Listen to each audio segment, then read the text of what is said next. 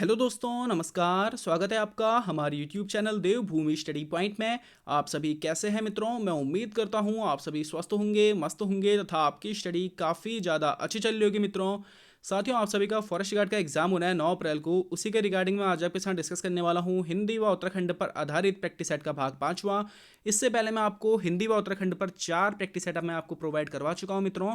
अगर आपने उन वीडियोस को नहीं देखा है तो मैं डिस्क्रिप्शन में उनका लिंक शेयर कर दूंगा। आप लोग वहां जाकर के उन वीडियोस को चेक कर सकते हैं। साथ ही साथ में मित्रों, मैंने आपके लिए जी के जीएस और उत्तराखंड पर भी एक प्रैक्टिस सेट बनाया हुआ है। उसको भी मैं आप लोगों के साथ शेयर कर दूंगा मित्रों डिस्क्रिप्शन बॉक्स में। आप लोग जाकर के उस वीडियो के लिंक को भी चेक कर सकते हैं। मित्रों, मैंने इन सभी वीडियोस में ना इन प्रश्नों के उत्तरों के साथ साथ आपको डीप में कुछ एक्स्ट्रा फैक्ट्स भी बताए हुए हैं, जिससे कि आप लोगों का एक तरीके से रिवीजन हो जाएगा। जिन भाई बंदों को उन फैक्ट्स के बारे में नहीं पता है तो वह उन फैक्ट्स को जान सकते हैं, समझ सकते हैं और अपनी एग्जाम में उनका इस्तेमाल भी कर सकते हैं।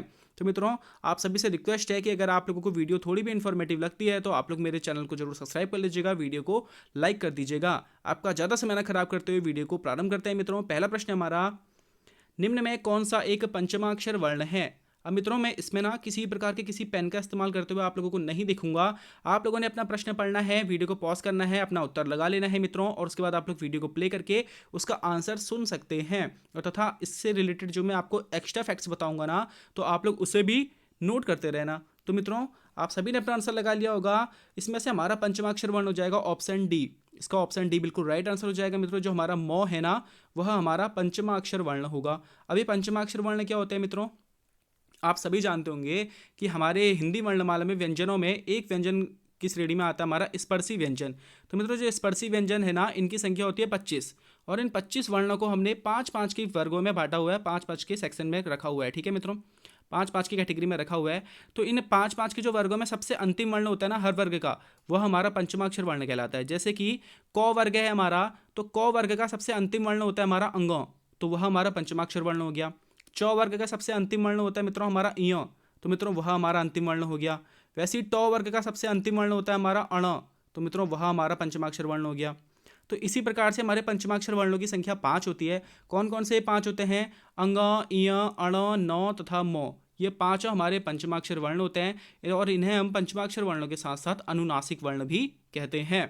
अगला प्रश्न हमारा, हिंदी शब्दकोश में ज्ञ वर्ण किस वर्ण के बाद आता है? तो मित्रों, आप सभी ने अपना आंसर लगा लिया होगा। इसका ऑप्शन सी बिल्कुल राइट आंसर हो जाएगा मित्रों। जो इसमें हमारा जौ है ना, वह इसका बिल्कुल सही उत्तर हो जाएगा। मित्रों, हमारे ये संयुक्त व्यंजन जो है ना, 4 छ, त्र, ज्ञ तथा श्र, इन चारों से ही हमारे एग्जाम में यह प्रश्न हमें देखने के लिए कई बार मिला है। अगर आप लोगों ने पुराने एग्जाम पेपर को सॉल्व करा होगा तो मित्रों आप लोगों को यह प्रश्न जरूर देखने के लिए मिले होंगे। तो मित्रों, इसमें से जो हमारा ज्ञ है ना, वह हमारा जौ वर्ण के बाद आता है। ऑप्शन सी इसका बिल्कुल राइट आंसर हो जाएगा। मित्रों, आपसे छ, त्र और श्र के बारे में भी प्रश्न पूछे जाते रहे हैं, तो मैं आपको बता देता हूं कि अगर आपसे पूछा जाए छ वर्ण हिंदी शब्दकोश में किस वर्ण के बाद आता है, तो मित्रों जो छ वर्ण है वह का वर्ण के बाद आता है, क के बाद आता है। अगर आपसे पूछा जाए त्र वर्ण किस वर्ण के बाद आता है मित्रों, तो त्र वर्ण ता के बाद आता है, ता के बाद आता है। और अगर आपसे पूछा जाए श्र वर्ण किसके बाद आता है, तो श्र वर्ण मित्रों शा के बाद आता है। जो हमारा सलजम वाला शा होता है ना, उसके बाद आता है। अगला प्रश्न हमारा, व फ का उच्चारण स्थान क्या होगा? तो मित्रों, आप लोगों ने बताना है कि व और फ को बोलते समय हमारा मुख का कौन सा भाग इस्तेमाल में आता है। तो मित्रों, आप सभी ने अपना आंसर लगा लिया होगा। इसका ऑप्शन सी बिल्कुल राइट आंसर हो जाएगा मित्रों। दंत और ओष्ठ का इस्तेमाल करते हैं हम लोग व और फ का उच्चारण करने में।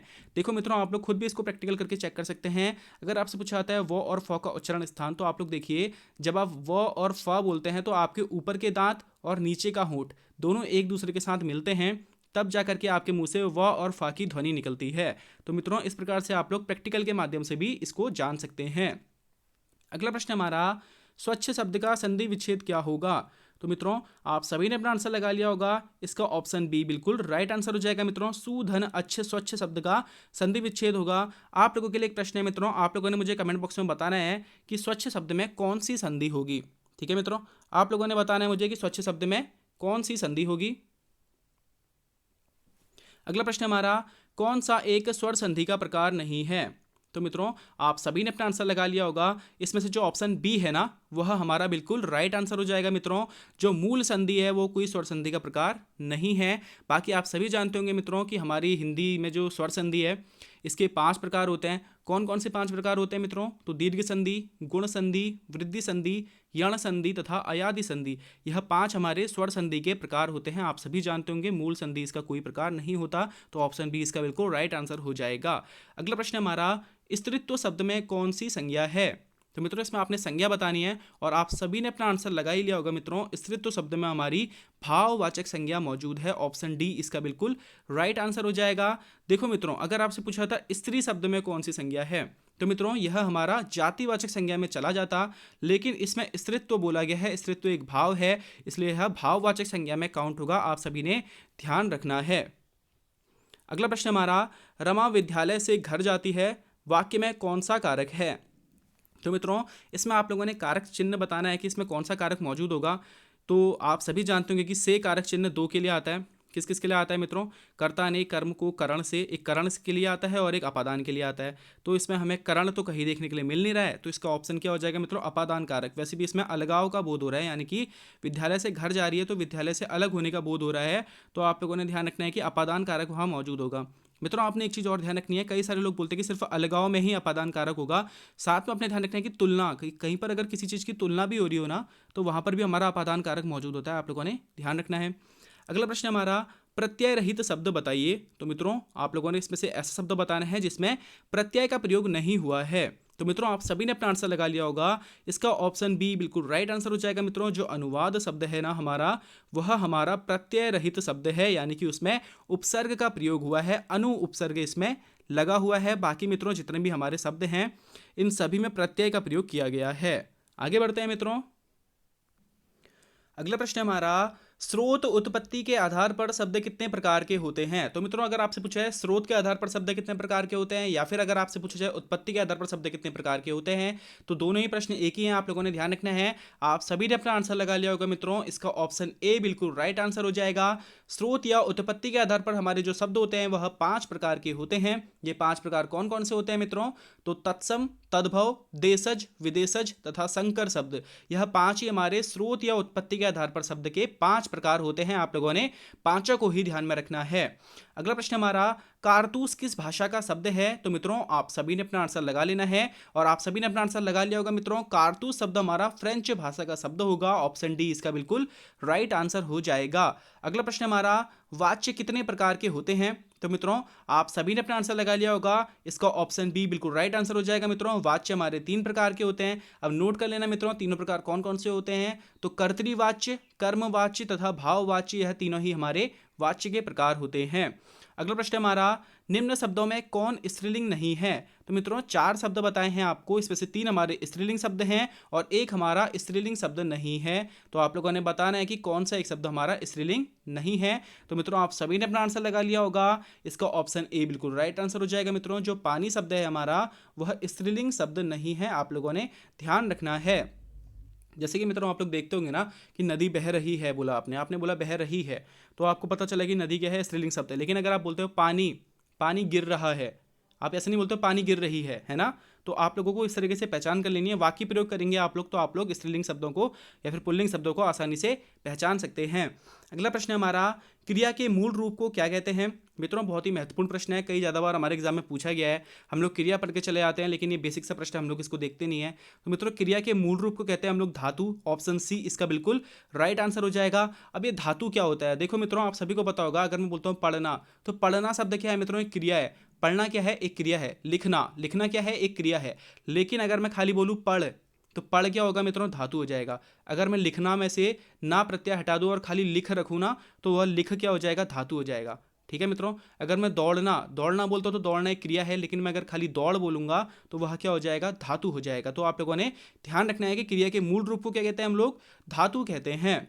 अगला प्रश्न हमारा, निम्न में अशुद्ध शब्द बताइए। तो मित्रों इसमें से 3 शब्द हमारे शुद्ध हैं और 1 शब्द हमारा अशुद्ध है। आप लोगों ने बताना है कि किसकी वर्तनी अशुद्ध है हमारा। तो आप सभी ने अपना आंसर लगा लिया होगा मित्रों, इसका जो ऑप्शन बी है ना वह गलत हो जाएगा। यानी कि जो हमने बी ऑप्शन में लिखा है ना सोचनीय, वह गलत हो जाएगा। देखो मित्रों, ये काफ़ी ज़्यादा लोग भाई लोग हमारे इसके काफ़ी ज़्यादा भाई बहन हमारे से एग्री नहीं करेंगे। वह ये सोचेंगे कि जो सोच शब्द है, हम लोग सोच अगर ऐसे लिखते हैं तो सोचनीय भी हम लोग इसी प्रकार लिखेंगे। लेकिन मित्रों यहाँ पर थोड़ा सा खेल हो जाता है। जो सोचनीय शब्द है ना, ऑप्शन ए की तरह लिखा जाएगा, आप लोगों ने ध्यान रखना है। बाकी एक्ट और नरक दोनों को ही आप लोगों ने देख लेना है, वह तीनों शब्द हमारे शुद्ध हैं, जबकि ऑप्शन बी हमारा गलत हो जाएगा। अगला प्रश्न है हमारा, उत्पल किसका पर्यायवाची शब्द है? तो मित्रों आप लोगों ने बताना है कि उत्पल शब्द किसका पर्यायवाची शब्द है। आप सभी ने अपना आंसर लगा लिया होगा मित्रों। इसका जो ऑप्शन बी है ना, कमल, वह इसका बिल्कुल राइट आंसर हो जाएगा। उत्पल जो शब्द है मित्रों, वह कमल का पर्यायवाची है। कमल के पर्यायवाची में हमारे मित्रों नीरज आता है, अरविंद, पद्म, कंज, सिद्धि, शतदल, अंबुज, सरसिज, नलिन, राजीव, पुंडरीक, इंदिवर, पुष्कर, सरोरूह, उत्पल, कुवलय, मृणाल। तो यह सभी शब्द मित्रों हमारे कमल के पर्यायवाची हैं, आप लोगों ने ध्यान रखने हैं। अगला प्रश्न हमारा, कल्पित शब्द का विपरीतार्थक शब्द क्या होगा, यानी कि अपोजिट शब्द क्या होगा मित्रों? विलोम शब्द आपसे पूछा गया है। तो कल्पित शब्द का विलोम शब्द होगा मित्रों हमारा ऑप्शन सी इसका बिल्कुल राइट आंसर हो जाएगा। कल्पित शब्द का विपरीतार्थक शब्द मित्रों यथार्थ होगा। आप लोगों ने ध्यान रखना है कि कल्पित का विपरीत क्या है, कल्पित का विलोम क्या है मित्रों? यथार्थ शब्द इसका विलोम है। अगला प्रश्न हमारा, छात्र ने परिश्रम नहीं किया इसलिए वह अनुत्तीर्ण हो गया, प्रस्तुत वाक्य कौन सा है? तो मित्रों आप सभी ने अपना आंसर लगा लिया होगा। आप लोगों को बताना था कि यह कौन सा वाक्य है, सरल है, संयुक्त है, मिश्र है या फिर कोई नहीं। तो मित्रों आप सभी ने अपना आंसर लगा लिया होगा। इसका ऑप्शन बी बिल्कुल राइट आंसर हो जाएगा मित्रों। छात्र ने परिश्रम नहीं किया इसलिए वह अनुत्तीर्ण हो गया, यह हमारा संयुक्त वाक्य है। देखो मित्रों, अगर आपको किसी भी वाक्य के बीच में ना और, तथा, एवं, व, इसलिए ऐसे शब्द अगर आपको देखने के लिए मिलते हैं ना, तो आप समझ जाइएगा कि यह हमारा संयुक्त वाक्य है। अगला प्रश्न है हमारा, विवरण चिन्ह को पहचाने। तो मित्रों आप लोगों ने बताना है कि इसमें से हमारा विवरण चिन्ह कौन सा है। चारों चिन्ह आपके सामने स्क्रीन पर दिए हुए हैं मित्रों। आप सभी ने अपना आंसर लगा लिया होगा। इसका जो ऑप्शन ए है ना, वह बिल्कुल राइट आंसर हो जाएगा मित्रों। जो हमारा ऑप्शन ए है वह हमारा विवरण चिन्ह है। ऑप्शन बी में जो हमें चिन्ह देखने के लिए मिल रहे हैं मित्रों, इसे हम उद्धरण चिन्ह या अवतरण चिन्ह कहते हैं। आपने दोनों को ही ध्यान रखना है। ऑप्शन सी में जो मित्रों हमें कुछ देखने के लिए मिल रहा है, वो रिक्त स्थानों को भरने के लिए लोप चिन्ह का हम लोग इसको कहते हैं। ऑप्शन डी में जो हमें चिन्ह देखने के लिए मिल रहा है ना मित्रों, किसी भी बड़े शब्द को हम छोटे रूप में लिखने के लिए उस चिन्ह का प्रयोग करते हैं। जैसे आप लोगों ने देखा होगा, डॉक्टर को हम लोग शॉर्ट में डॉ लिखते हैं और उसके आगे यह गोला लगा देते हैं, है ना। तो यह चिन्ह हमारे क्या कहलाता है? लाघव चिन्ह या संकेत चिन्ह कहलाता है। आप लोगों ने चारों ही चिन्हों को ध्यान में रखना है। अगला प्रश्न है हमारा, जो उपकार को ना मानता हो। तो मित्रों आप सभी ने बताना है कि जो उपकार को ना मानता हो उसके लिए एक शब्द क्या होगा। तो इसका ऑप्शन डी बिल्कुल राइट आंसर हो जाएगा मित्रों। कृतघ्न होगा। जो उपकार को ना मानता हो उसे क्या कहते हैं हम लोग? कृतघ्न कहते हैं। आगे बढ़ते हैं। अगला प्रश्न हमारा, निम्न रचनाओं में सूरदास ने किस रचना को नहीं लिखा है? तो मित्रों आप सभी ने अपना आंसर लगा लेना है जल्दी जल्दी फटाफट से। तो मित्रों आप सभी ने अपना आंसर लगा लिया होगा। इसका जो ऑप्शन ए है ना, वह बिल्कुल राइट आंसर हो जाएगा मित्रों। सूरदास ने इसमें से दोहावली रचना को नहीं लिखा है, जबकि जो सूर सारावली, सूर सागर और साहित्य लहरी है ना, यह तीनों हमारी सूरदास जी की रचना है। जबकि जो दोहावली है वह गोस्वामी तुलसीदास जी के द्वारा लिखी गई रचना है। आप लोगों ने ध्यान रखना है मित्रों। यहाँ से अब हमारे उत्तराखंड के प्रश्न प्रारंभ हो रहे हैं। मैं प्रयास करूंगा आप लोगों को अधिक से अधिक फैक्ट्स इनके बारे में बताने की, जिससे कि आप लोगों को आपके आगामी एग्जाम फॉरेस्ट गार्ड के लिए अच्छी खासी हेल्प हो जाए। तो मित्रों उत्तराखंड राज्य में विधानमंडल है, आप लोगों ने बताना है किस प्रकार का है। तो मित्रों आप सभी ने अपना आंसर लगा लिया होगा। इसका ऑप्शन ए बिल्कुल राइट आंसर हो जाएगा मित्रों। उत्तराखंड राज्य में हमारा जो विधानमंडल है वह एक सदनात्मक है, यानी कि मित्रों हमारे विधानमंडल में ना एक ही सदन है, विधानसभाएं हैं, विधान परिषद मौजूद नहीं है। तो मित्रों ऐसे हमारे भारत देश में ना सिर्फ 6 राज्य हैं जहां पर विधानसभा और विधानमंडल दोनों ही मौजूद हैं, और इन 6 राज्य जहां पर दोनों दो सदन है यानी कि विधान परिषद भी मौजूद हैं, इन राज्यों को हम लोग बाइकेग्रल स्टेट कहते हैं। आप लोगों ने ध्यान रखना है। और हमारे राज्य में सिर्फ विधानसभाएं हैं, विधान परिषद मौजूद नहीं है हमारे उत्तराखंड राज्य में। तो हमारा उत्तराखंड राज्य विधानमंडल एक सदनात्मक है, आप लोगों ने ध्यान रखना है। अगला प्रश्न हमारा, अल्मोड़ा स्थित लाल मंडी किला यानी फोर्ट मोइरा का निर्माण किसने कराया था?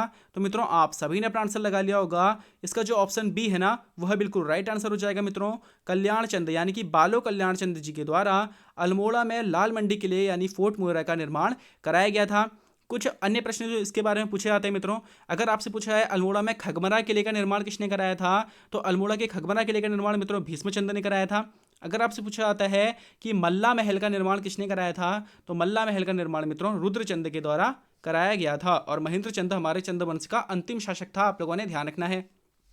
अगला प्रश्न हमारा, पवार वंश के किस शासक ने अपनी राजधानी चांदपुरगढ़ से हटाकर 1358 ईस्वी में श्रीनगर में स्थापित की थी?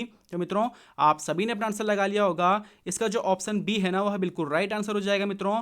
पवार वंश के अजय पाल ने अपनी राजधानी चांदपुरगढ़ से हटाकर 1358 ईस्वी में श्रीनगर में स्थापित करी थी मित्रों, आप सभी ने ध्यान रखना है। अजय पाल के बारे में बोला जाता है मित्रों कि गढ़वाल के 52 गढ़ों को जीत कर उनको एक सूत्र में बांधने का जो प्रयास किया गया था, एक सूत्र में जो बांधा गया था वह अजय पाल के द्वारा बांधा गया था। यानी कि गढ़वाल के 52 गढ़ों को एक ही गढ़ बनाया गया था, एक साथ इकट्ठा करा गया था। साथ ही साथ में अपने ध्यान रखना है मित्रों कि यह गढ़वाल जो पवार वंश था इसके 37वें नंबर का शासक था और इसे गढ़वाल का अशोक भी कहते हैं। आप लोगों ने इतने तथ्य अजय पाल से भी ध्यान रख लेने हैं। अगला प्रश्न हमारा, चनौदा सोमेश्वर अल्मोड़ा में 1937 में गांधी आश्रम की स्थापना किसके द्वारा करी गई थी? तो मित्रों सबसे पहले तो आपने ध्यान रखना है कि चनौदा सोमेश्वर अल्मोड़ा में गांधी आश्रम की स्थापना किस वर्ष करी गई है? 1937 में करी गई है। अब आप लोगों ने बताना है कि इसमें से किसके द्वारा इस गांधी आश्रम की स्थापना करी गई थी। तो मित्रों आप सभी ने अपना आंसर लगा लिया होगा। इसका ऑप्शन ए बिल्कुल राइट आंसर हो जाएगा मित्रों। शांतिलाल त्रिवेदी जी के द्वारा चनौदा सोमेश्वर अल्मोड़ा में 1937 में गांधी आश्रम की स्थापना करी गई थी। शांतिलाल त्रिवेदी जी के द्वारा मोहनलाल शाह को मातृभूमि के सत्यनिष्ठ सेवक की संज्ञा दी गई थी। आप लोगों ने इस तथ्य को भी ऐसे ही ध्यान रखना है। अगर आपसे पूछा जाए कि मोहनलाल शाह को मातृभूमि के सत्यनिष्ठ सेवक की संज्ञा किसके द्वारा दी गई थी, तो तब आपने ध्यान रखना है मित्रों कि शांतिलाल त्रिवेदी जी के द्वारा यह संज्ञा इन्हें दी गई थी। अगला प्रश्न हमारा, गढ़वाल समाचार पत्र का प्रकाशन कब हुआ था?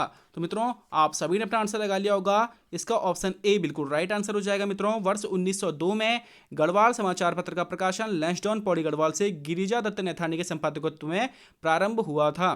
साथ ही साथ में आपने ध्यान रखना है मित्रों, गढ़वाल से और एक गढ़वाली से, दोनों में बहुत ज़्यादा कन्फ्यूजन हमें होता है। तो गढ़वाल समाचार पत्र निकला था मित्रों वर्ष 1902 में, जबकि गढ़वाली समाचार पत्र निकला था मित्रों 1905 में। यह भी गिरिजा दत्त नैथानी के संपादकत्व में ही निकला था। आप लोगों ने दोनों को ही ध्यान में रखना है। अगला प्रश्न हमारा, सल्ट खुमाड़ की घटना कब हुई थी? तो मित्रों आप सभी ने अपना आंसर लगा लिया होगा। इसका ऑप्शन ए बिल्कुल राइट आंसर हो जाएगा मित्रों। 5 सितंबर 1942 को सल्ट खुमाड़ की घटना अल्मोड़ा में हुई थी। आप लोगों ने ध्यान रखना है मित्रों। और इस घटना को गांधी जी ने कुमाऊं की बारदोली की संज्ञा दी थी। आप लोगों ने इस तथ्य को भी ध्यान रखना है कि अगर आपसे पूछा जाए कुमाऊं की बारदोली किसे कहा जाता है, तो सल्ट खुमाड़ की घटना जो कि 5 सितंबर 1942 को हुई थी, इसे कुमाऊं की बारदोली कहा जाता है। और इसमें मित्रों शहीद कौन कौन हुए थे इनके बारे में भी हमसे प्रश्न पूछे जाते रहे हैं। तो मित्रों ये सल्ट खुमाड़ की घटना में गंगाराम, खीमादेव, बहादुर सिंह, यह तीनों ही शहीद हुए थे। आपने इन तीनों को भी ध्यान में रखना है। अगला प्रश्न हमारा, उत्तराखंड की किस महिला ने रो नहीं आगे बढ़ो का नारा दिया था? तो मित्रों बहुत ही महत्वपूर्ण प्रश्न है, आप लोगों ने जरूर इसे ध्यान रखना चाहिए। आप सभी ने अपना आंसर लगा लिया होगा मित्रों। इसका जो ऑप्शन बी है ना वह बिल्कुल राइट आंसर हो जाएगा। सरला बहन के द्वारा रो नहीं आगे बढ़ो का नारा दिया गया था। बात करी जाए मित्रों सरला बहन की, तो इनका मूल नाम कैथरीन हाइलामन था। आप लोगों ने ध्यान रखना है। और कौसानी में 1948 में लक्ष्मी आश्रम की स्थापना करी थी किसने? तो सरला बहन के द्वारा कौसानी में 1948 में लक्ष्मी आश्रम की स्थापना करी गई थी। और इनकी जो ना भारतीय स्वाधीनता आंदोलन जो चल रहा था, इसमें भारत सहयोग गतिविधियों को देखते हुए ना इन्हें अल्मोड़ा की सबसे खतरनाक व्यक्ति की संज्ञा भी दी गई थी, सरला बहन को। आप लोगों ने इतने तथ्य सरला बहन से भी ध्यान में रख लेने हैं। आगे बढ़ते हैं मित्रों। खटीमा गोलीकांड कब हुआ था? मित्रों आप लोगों ने बताना है कि खटीमा गोलीकांड कब हुआ था। आप सभी ने अपना आंसर लगा लिया होगा मित्रों। इसका जो ऑप्शन बी है ना 1 सितंबर 1994, तो 1 सितंबर 1994 को खटीमा गोलीकांड हुआ था मित्रों। बात करी जाए इसी के बाद मसूरी गोलीकांड की, तो मसूरी गोलीकांड मित्रों 2 सितंबर 1994 को हुआ था, इसके अगले ही दिन। और इसी दोनों घटनाओं के कारण से हुआ रामपुर तिराहा कांड, जो कि हुआ 2 अक्टूबर 1994 को मित्रों। और अगला घटना हुई थी जो आप लोगों ने ध्यान रखनी है, श्रीअंत टापू घटना, जो कि 10 नवंबर 1995 को हुई थी। आपने चारों ही डेट को भली भांति ध्यान रख लेना है। खटीमा, मसूरी, रामपुर और श्रीअंत टापू, इन चारों ही घटनाओं के से हमारे एग्जाम में प्रश्न पूछे जाते रहे मित्रों। तो आपने चारों ही घटनाओं की डेट को याद रखना है। अगला प्रश्न हमारा, उत्तराखंड के कितने जिले अंतर्राष्ट्रीय सीमा से लगे हुए हैं? तो मित्रों आप सभी ने अपना आंसर लगा लिया होगा। इसका जो ऑप्शन डी है ना वह बिल्कुल राइट आंसर हो जाएगा मित्रों। उत्तराखंड के 5 जिले हमारे अंतर्राष्ट्रीय सीमा से लगे हुए हैं, यानी कि विदेशी देशों से हमारे लगे हुए हैं, अन्य देशों से लगे हुए हैं मित्रों। तो 5 जिले कौन कौन से हैं ये? तो मित्रों 5 जिले हमारे उत्तरकाशी, चमोली, पिथौरागढ़, चंपावत व उधमसिंह नगर, यह 5 हमारे जिले हैं जो अंतर्राष्ट्रीय सीमा से लगे हुए जिले हैं। अगला प्रश्न हमारा, उत्तराखंड के कुल क्षेत्रफल में गढ़वाल मंडल का क्षेत्रफल कितना है? तो मित्रों आप सभी ने अपना आंसर लगा लिया होगा। इसका जो ऑप्शन बी है ना वह बिल्कुल राइट आंसर हो जाएगा। 32,449 वर्ग किलोमीटर। आप लोगों ने ध्यान रखना है कि 32,449 किलोमीटर स्क्वायर हमारा गढ़वाल मंडल का क्षेत्रफल है मित्रों। लगभग 100% में से ना 60.67% हमारा गढ़वाल मंडल का क्षेत्रफल आता है, आप लोगों ने ध्यान रखना है। बात करी जाए कुमाऊं मंडल के क्षेत्रफल की तो 21,034 वर्ग किलोमीटर हमारा कुमाऊं मंडल का क्षेत्रफल है मित्रों, और प्रतिशत के आधार पर हमारा यह 39.33% है। 100% में से कुमाऊं मंडल का परसेंट कितना है मित्रों, प्रतिशत कितना है, तो 100% हमारे उत्तराखंड के क्षेत्रफल में से 39.33% हमारा कुमाऊं मंडल का, जबकि 60.67% हमारे गढ़वाल मंडल का क्षेत्रफल है। बात करी जाए हमारे उत्तराखंड के कुल क्षेत्रफल की तो 32,87,263 वर्ग किलोमीटर हमारे उत्तराखंड का कुल वर्तमान में क्षेत्रफल है मित्रों। साथ ही साथ में आपने ध्यान रखना है कि उत्तराखंड भारत के कुल क्षेत्रफल का 1.69% है। तो अगर आपसे पूछा जाता है कि कुल कितना प्रतिशत क्षेत्रफल है हमारे उत्तराखंड का भारत के परिप्रेक्ष्य में, तो भारत के परिप्रेक्ष्य में हमारे उत्तराखंड का क्षेत्रफल 1.69% है, आप लोगों ने ध्यान रखना है। अगला प्रश्न है हमारा, किस पवार शासक के समय जेसुइट पादरियों का श्रीनगर आगमन हुआ था। तो काफी महत्वपूर्ण प्रश्न है हमारा ये। तो मित्रों आप सभी ने अपना आंसर लगा लिया होगा। इसका जो ऑप्शन सी है ना वह बिल्कुल राइट आंसर हो जाएगा मित्रों। श्याम शाह के समय जेसुइट पादरियों का श्रीनगर आगमन हुआ था, आप लोगों ने ध्यान रखना है। और यह प्रश्न पूछा जाता है मित्रों कि श्रीनगर आने वाला पहला जेसुइट पादरी कौन था, तो अंतोनिया द आंद्रोत श्रीनगर आने वाला पहला जेसुइट पादरी था, और ये कब आया था, तो 1624 में यह श्रीनगर में आया था। और मित्रों बात करी जाए श्याम शाह की, तो श्याम शाह के समय से ये घटना आपने ध्यान रखनी है कि इसके समय में सर्वप्रथम सती प्रथा का उल्लेख मिलता है। तो आपने ध्यान रखना है कि श्याम शाह यानी कि जो अगर आपसे प्रश्न पूछा जाता है कि किस पवार शासक के समय पे हमें सर्वप्रथम सती प्रथा का उल्लेख मिलता है, तो मित्रों श्याम शाह के समय में सर्वप्रथम हमें सती प्रथा का उल्लेख मिलता है। इसके मरने पर ना इसकी जो 60 रानियां थी वह सती हुई थी, आप लोगों ने ध्यान रखना है। सती मतलब इनकी चिता के साथ उन्होंने भी स्वयं को जिंदा ही अपने आप को जला दिया था। अगला प्रश्न हमारा, भनरिया कहा जाता है। तो मित्रों आप लोगों ने बताना है कि भनरिया किसका उपनाम है, किस देवता का उपनाम है। तो मित्रों आप सभी ने अपना आंसर लगा लिया होगा। इसका ऑप्शन बी बिल्कुल राइट आंसर हो जाएगा मित्रों। गोलू देवता को गोल्ला, गोरिल तथा साथ ही साथ में गोलू, भनरिया, इन सभी नामों से गोलू देवता को जाना जाता है। प्रश्न पूछे जाते हैं मित्रों गोलू देवता के बारे में कि गोलू देवता के धड़हीन शीर्ष की पूजा कहाँ करी जाती है। तो मित्रों गोलू देवता के धड़हीन शीर्ष की पूजा गौरेल चौड़ चंपावत में करी जाती है। ये हमारे उत्तराखंड के सर्वाधिक पूजे जाने वाले देवता है मित्रों, आप सभी ने ध्यान रखना है। और चितई गोलू मंदिर जिसके बारे में पूछा जाता है अल्मोड़ा जिले में यह स्थित है। अगला प्रश्न हमारा, कुमाऊं विश्वविद्यालय की स्थापना किस वर्ष करी गई थी। तो मित्रों आप सभी ने अपना आंसर लगा लिया होगा। कुमाऊं विश्वविद्यालय की स्थापना मित्रों वर्ष 1973 में करी गई थी नैनीताल में। साथ ही साथ में मित्रों गढ़वाल यूनिवर्सिटी की स्थापना भी श्रीनगर पौड़ी गढ़वाल में 1973 में ही करी गई थी। तो आपने दोनों को याद रखना है कि KU तथा GU गढ़वाल यूनिवर्सिटी और कुमाऊं यूनिवर्सिटी दोनों की स्थापना मित्रों वर्ष 1973 में करी गई थी, आपने दोनों को ही ध्यान में रखना है। अगला प्रश्न हमारा, कौन सा एक आंदोलन भूमिहीन किसानों को भूमि वितरण कराने से संबंधित था। तो मित्रों आप सभी ने अपना आंसर लगा लिया होगा। इसका जो ऑप्शन बी है ना वह बिल्कुल राइट आंसर हो जाएगा मित्रों। कोटा खर्रा आंदोलन जो था हमारा यह भूमिहीन किसानों को भूमि वितरण कराने से संबंधित था।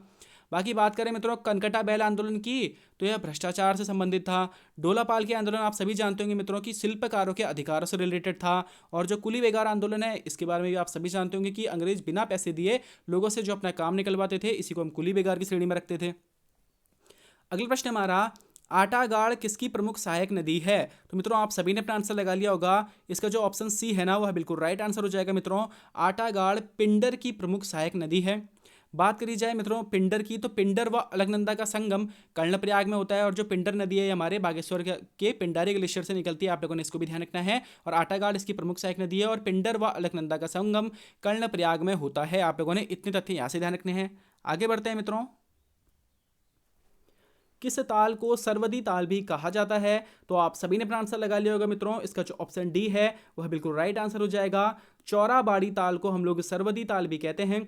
साथ ही साथ में आपने ध्यान रखना है मित्रों कि इसे गांधी सरोवर भी कहते हैं। अब क्यों कहते हैं गांधी सरोवर, हुआ ये था मित्रों कि 1948 में ना गांधी जी की अस्थियों को यहाँ प्रवाहित किया गया था, इसलिए इसे गांधी सरोवर भी कहते हैं।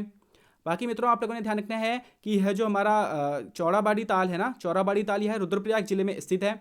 बाकी जो हमारे लिंगा ताल, बेनी ताल और नरसिंह ताल हैं, यह तीनों ही ताल हमारे चमोली जिले में स्थित हैं। अगला प्रश्न हमारा, आप लोगों ने गलत युग्म चुनना है मित्रों इनमें से कि 3 तो हमारे सही बैठेंगे और 1 जो है वो हमारा गलत होगा। तो आप सभी ने अपना आंसर लगा लिया होगा मित्रों। इसका जो ऑप्शन ए है ना वह बिल्कुल राइट आंसर हो जाएगा। जो सुखराम ग्लेशियर है वह पिथौरागढ़ में स्थित नहीं है मित्रों। बाकी डोरियानी ग्लेशियर उत्तरकाशी में है, हिप्राबम ग्लेशियर चमोली में है और पिनौरा ग्लेशियर पिथौरागढ़ में है। जबकि जो सुखराम ग्लेशियर है मित्रों वह बागेश्वर जिले में है, आप लोगों ने ध्यान रखना है।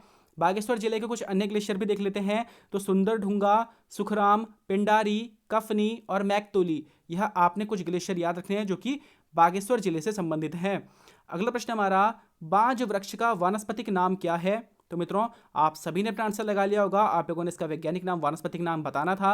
मित्रों बांज वृक्ष का वैज्ञानिक नाम होगा, वानस्पतिक नाम होगा क्वर्कस ल्यूकोटाइकोफोरा। तो इसका ऑप्शन ए बिल्कुल राइट आंसर हो जाएगा मित्रों, क्वर्कस ल्यूकोटाइकोफोरा बांज वृक्ष का वानस्पतिक नाम होगा।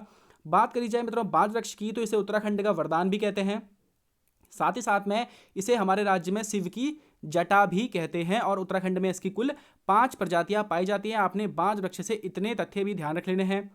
अगला प्रश्न हमारा, किस औषधि को दारू हरिद्रा या जरिष्क भी कहते हैं? तो मित्रों आप लोगों ने बताना है कि इन चारों ऑप्शनों में से किसको दारू हरिद्रा या जरिष्क भी कहते हैं। तो मित्रों आप सभी ने अपना आंसर लगा लिया होगा, इसका जो ऑप्शन बी है ना मित्रों, वह बिल्कुल राइट आंसर हो जाएगा। जो किल्मोड़ा है इसे हम लोग दारू हरिद्रा या जरिष्क भी कहते हैं, और जो ये किल्मोड़ा है ना मित्रों, इसे इस पौधे को वन्य जीव अधिनियम के प्रथम श्रेणी में रखा गया है। तो अगर कभी आपसे पूछा जाए कि किसी एक पौधे को वन्य जीव अधिनियम के प्रथम श्रेणी में रखा गया है, तो किल्मोड़ा इसमें शामिल होता है।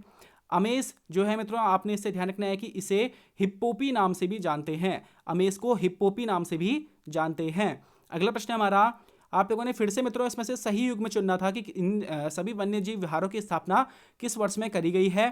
तो मित्रों आप सभी ने अपना आंसर लगा लिया होगा, इसका जो ऑप्शन डी है ना वह बिल्कुल राइट आंसर हो जाएगा मित्रों। बाकी गोविंद वन्यजीव विहार 1955 में इसकी स्थापना हुई थी। केदारनाथ वन्यजीव विहार की स्थापना 1972 में हुई थी मित्रों। अस्कोट वन्यजीव विहार की स्थापना वर्ष 1986 में हुई थी। जबकि जो सोना नदी वन्यजीव विहार है मित्रों, इसकी स्थापना वर्ष 1987 में हुई थी पौड़ी गढ़वाल जिले में। तो यह हमारा राइट आंसर हो जाएगा मित्रों, सोना नदी वन्यजीव विहार वाला युग्म हमारा। मित्रों इसमें से आप लोगों ने गलत युग में, मतलब कि वो करना था कि गलत युग में चुनना था, बाकी 3 हमारे सही थे, और गलत युग में जो है हमारा वह सोना नदी वन्यजीव विहार था। तो इसका जो ऑप्शन डी है ना वह बिल्कुल राइट आंसर हो जाएगा। बाकी मित्रों गोविंद वन्यजीव विहार हो गया हमारा उत्तरकाशी में, बाकी केदारनाथ जो हमारा वन्यजीव विहार है वह चमोली और रुद्रप्रयाग जिले में फैला हुआ है। जबकि जो अस्कोट वन्यजीव विहार है वह हमारा पिथौरागढ़ जिले में है। जबकि सोना नदी वन्यजीव विहार पौड़ी गढ़वाल जिले में मौजूद है, और इसकी स्थापना वर्ष 1987 में हुई थी। अगला प्रश्न हमारा, राज्य के किस राष्ट्रीय उद्यान में सर्वाधिक पर्यटक आते हैं? तो मित्रों आप सभी ने अपना आंसर लगा लिया होगा, काफी ज्यादा बार हमारे एग्जाम में प्रश्न पूछा भी गया है। तो इसका ऑप्शन बी बिल्कुल राइट आंसर हो जाएगा मित्रों। राज्य के सर्वाधिक जो आने वाला राष्ट्रीय उद्यान है जहाँ पे सर्वाधिक पर्यटक आते हैं वो हमारा कॉर्बेट नेशनल पार्क है, उसके बाद हमारा राजाजी नेशनल पार्क है, और उसके बाद हमारा फूलों की घाटी नेशनल पार्क है। बात करी जाए इनकी स्थापना की, तो मित्रों कॉर्बेट नेशनल पार्क की स्थापना वर्ष 1936 में है, राजाजी नेशनल पार्क की स्थापना 1983 में, जबकि फूलों की घाटी की स्थापना वर्ष 1982 में करी गई थी, और गोविंद नेशनल पार्क की स्थापना 1980 में उत्तरकाशी में करी गई थी। आपने चारों को ही ध्यान में रखना है। अगला प्रश्न हमारा, राज्य का सर्वाधिक क्षेत्रफल वाला वन्य जीव विहार कौन सा है? तो मित्रों आप सभी ने अपना आंसर लगा लिया होगा, इसका ऑप्शन बी बिल्कुल राइट आंसर हो जाएगा मित्रों। केदारनाथ वन्य जीव विहार हमारे राज्य का सर्वाधिक क्षेत्रफल वाला वन्य जीव विहार है, जिसका क्षेत्रफल 957 वर्ग किलोमीटर है। आप लोगों ने ध्यान रखना है, और इसकी स्थापना वर्ष 1972 में करी गई थी। आगे बढ़ते हैं मित्रों। अगला प्रश्न हमारा, पर्वतीय क्षेत्रों में गांव के समीप की भूमि को क्या कहा जाता है? तो मित्रों आप सभी ने अपना आंसर लगा लिया होगा, पर्वतीय क्षेत्रों में गांव के समीप की भूमि को घरिया कहा जाता है। ऑप्शन ए इसका बिल्कुल राइट आंसर हो जाएगा मित्रों। अगर आपसे पूछा जाता है कि पर्वतीय क्षेत्रों में गांव की समीप की भूमि को क्या कहते हैं, तो घरिया कहते हैं। गांव के मध्य की भूमि को बिचौलिया कहते हैं, वह वनों से लगी भूमि को बुढ़िया कहा जाता है। आपने तीनों को ही ध्यान में रखना है। अगला प्रश्न है, किस खेती को झूमिंग खेती भी कहते हैं? तो मित्रों आप सभी ने अपना आंसर लगा लिया होगा, 44 का ऑप्शन बी बिल्कुल राइट आंसर हो जाएगा मित्रों। स्थानांतरणशील खेती को हम लोग झूमिंग खेती भी कहते हैं। आप सभी जानते होंगे मित्रों कि जो समुच्चय खेती है, समुच्चय खेती, इसे हम लोग कंटूर फार्मिंग के नाम से भी जानते हैं। आपने इस तथ्य को भी ध्यान में रखना है।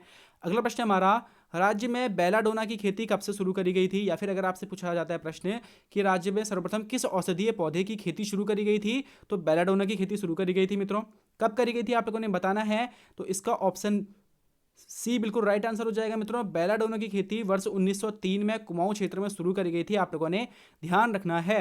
अगला प्रश्न हमारा, शारदा नहर प्रणाली का निर्माण कब किया गया था? तो मित्रों आप सभी ने अपना आंसर लगा लेना है फटाफट से। आप सभी जानते होंगे मित्रों शारदा नहर प्रणाली जो है काली नदी की सहायक है। यानी कि काली नदी को ही आगे जाकर के शारदा के नाम से जाना जाता है और बनबसा क्षेत्र से इससे नहर निकाली गई है। तो इस शारदा नहर का प्रणाली का निर्माण कब किया गया था आप लोगों ने बताना है। आप सभी ने अपना आंसर लगा लिया होगा मित्रों। वर्ष 1928 इसका बिल्कुल राइट आंसर हो जाएगा। शारदा नहर प्रणाली का निर्माण वर्ष 1928 में किया गया था। आप लोगों ने ध्यान रखना है काली नदी पर, ठीक है मित्रों, उत्तराखंड नेपाल सीमा पर बनबसा में 1928 में इस नहर प्रणाली का निर्माण किया गया था। अगला प्रश्न हमारा, देहरादून स्थित 4 सिद्ध में से कौन सा एक सिद्ध नहीं है। तो मित्रों इन चारों सिद्ध में से ना एक सिद्ध ऑप्शन में गलत दिया गया है, आप लोगों ने पकड़ना है उसे। तो मित्रों इसका जो ऑप्शन डी है ना वह बिल्कुल राइट आंसर हो जाएगा। बाकी ऊपर के जो 3 सिद्ध हैं वो तो हमारे ठीक है मित्रों, लक्ष्मण सिद्ध, कालू सिद्ध, माणक सिद्ध और मांडू सिद्ध, यह 4 हमारे सिद्ध होते हैं। जबकि इसमें जो माह्य सिद्ध है वह गलत हो जाएगा। यह सिद्ध क्या है मित्रों, तो दत्तात्रेय भगवान के 4 सिद्ध हैं प्रसिद्ध, 84 सिद्धों में से 4 प्रसिद्ध सिद्ध हमारे देहरादून में स्थित हैं। अगला प्रश्न हमारा, पुराणों में किस स्थान को मणिभद्रपुरी कहा गया है। तो मित्रों आप सभी ने अपना आंसर लगा लिया होगा। इसका ऑप्शन बी बिल्कुल राइट आंसर हो जाएगा मित्रों। माणा जो क्षेत्र है हमारा, इसको पुराणों में मणिभद्रपुरी कहा गया है, आप लोगों ने ध्यान रखना है।